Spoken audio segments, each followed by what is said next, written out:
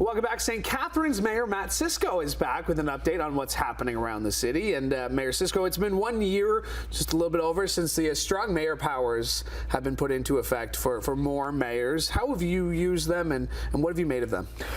Well, clearly Tim Bolin is afraid of the strong mayor because he's just stopped showing up when I'm around. Yeah.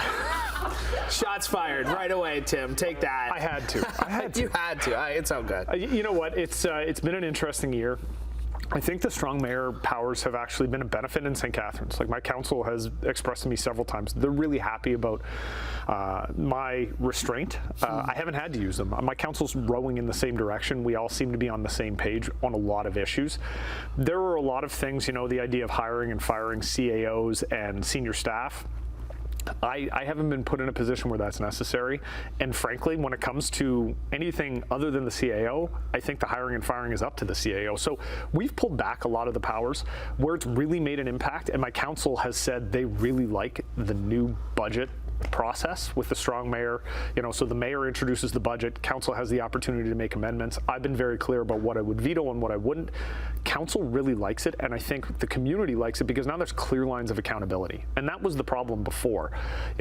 Councils of the past would try and hide behind, oh, well, staff is recommending this. Well, no, council's recommending this. It's a political document, but nobody was taking ownership.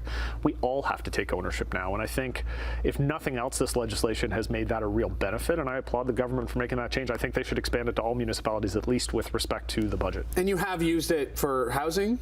Yeah, I've directed staff to do research for us on different aspects related to housing, and I also put forward a strong mayor direction a couple months ago, sort of reframing how we deal with development applications through our planning and building department. The business community, the development communities come forward and said they appreciate the changes. We need to make sure that they're actioned, so that's an ongoing process. All right, community improvement, you've been talking a lot about that. You've put out a survey for residents. What are you hoping to hear from residents? What have you started to hear from residents when it comes to that? So the community improvement plan is something we've had a lot of municipalities have it. For whatever reason in St. Catharines, it can be really contentious. It's not like that in other places. Really, it's designed for us to be able to sort of provide incentives to clean up the brownfield properties or to bring forward developments with affordable housing. And when I talk to residents on the ground, they say, yeah, we need to incentivize that sort of thing. This is what that program does. There's some in the community that have tried to pretend it's a blank check. It's not, and that's ridiculous. What we're doing right now is we're saying to the community, listen, we have these dollars, but they're finite. So how do you want to see us spend those dollars?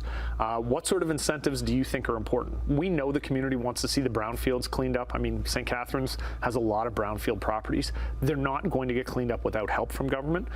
So we know we're going to get that feedback. But if there are other areas, around active transportation or affordable housing that the community wants us to incentivize, we want to hear that feedback. Let's talk a little sports. The World Rowing Championships coming to St. Catharines in just a short week. I got a little taste of it with the Royal Henley Regatta this past weekend. How excited are you to get to showcase St. Catharines to the world? I'm really looking forward to it. This is going to be our third World Championships. This one's actually a triple Worlds.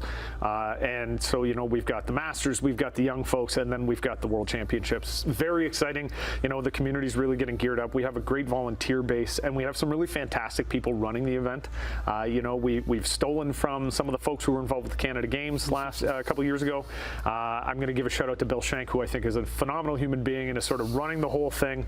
No, we're really excited to welcome the world again. And so much going on, not just the racing, concert series happening, some dinner markets as well, really showcase the beauty of Port Dalhousie. Yeah, and I mean, I'll give credit to the Tuesday night dinner markets in Port Dalhousie because they have exploded over the last couple of years, and good shout out to my friend Chris O'Connor who runs that. You're wearing a Niagara River Lions shirt.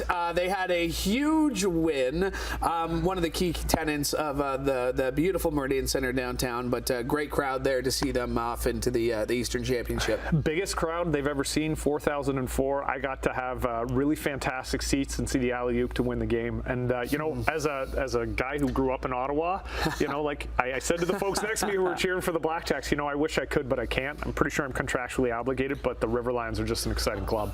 They're going to the championship weekend for the third weekend in a row. The CE Bell does it pretty interestingly. It rotates. Has St. Catharines, have the Niagara River Lions made their pitch to maybe host the championship weekend in the next few years? We are actively engaged with our friends at the River Lions, our Rec Dev department. We want to make sure if there's an opportunity to showcase the Meridian Center, we're going to get it on the air. All right. Appreciate that. Appreciate you coming in. Mayor Matt Cisco, thanks for joining us. And when we come back, we'll check back in with Emily and lots more coming up here on CHCH Morning Live.